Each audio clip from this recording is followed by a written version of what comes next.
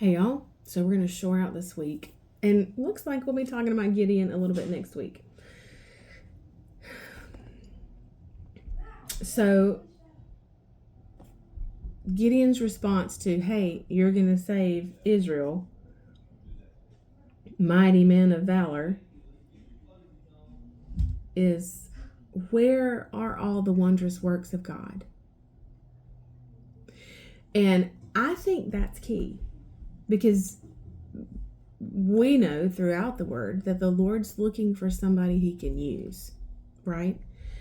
That has a heart for God, knowing him, who he's been, knows of his faithfulness. David, in his missteps, he was still called a man after God's own heart. And so I'm grateful that even though my mind may not sometimes get all the things, the Lord knows my heart, and my heart is to know him. And my heart, I can imagine Gideon's disappointment, right, of hearing about the God of Israel and then living in oppression from Midian. And the Midianites were not the Egyptians. When we started in Judges, I read a verse from Judges chapter 2, and I want us to go back there. So in Judges, and this is long before Gideon, okay? Judges 2:10 says, this is after Joshua died. So actually, verse 8, and Joshua son of Nun, the servant of the Lord, died being 110 years old. And also all that generation were gathered to their fathers. So all of that generation, Joshua's generation, that had seen all that the Lord had done, they had lived through God's faithfulness, right? It says, and also all that generation were gathered to their fathers, and there arose another generation after them who did not know, recognize, understand the Lord, or even the work which he had done for Israel. Verse 11, and the people of Israel did evil in the sight of the Lord, and they served Baals, false gods, right? So we come into Judges, and the generation that actually participated in the Exodus and the Promised Land acquisitions is gone.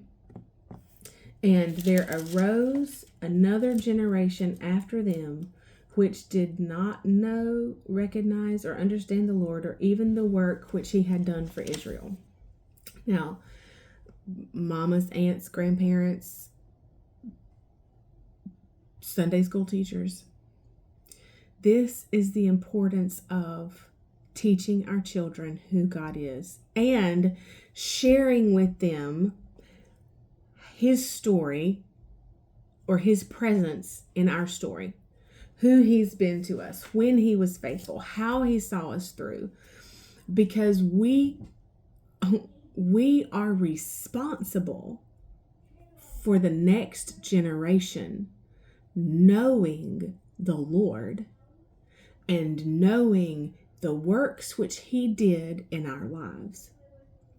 So I would like to propose, I can see in this scripture where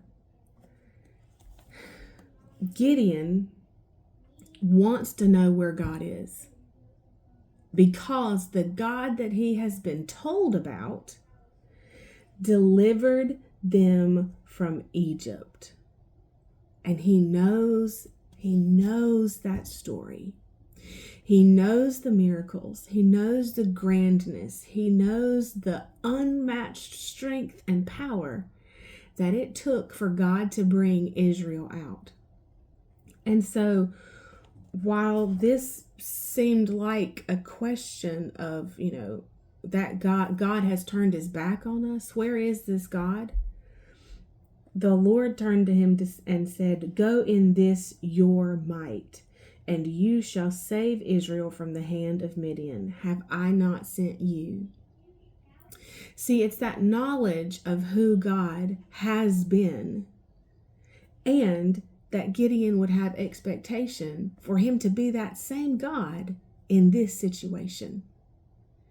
And though Gideon seems hopeless and without faith, and having made up his mind that God has turned his back on Israel, he is longing to see the God who delivered his people out of bondage. Go in this your might. You know the testimonies of old. We overcome by the blood of the Lamb and the word of our testimony, right? Gideon knew of that God. Now he was going to get to know that God. And we'll pick up here next week. I'll see you then. Bye, y'all.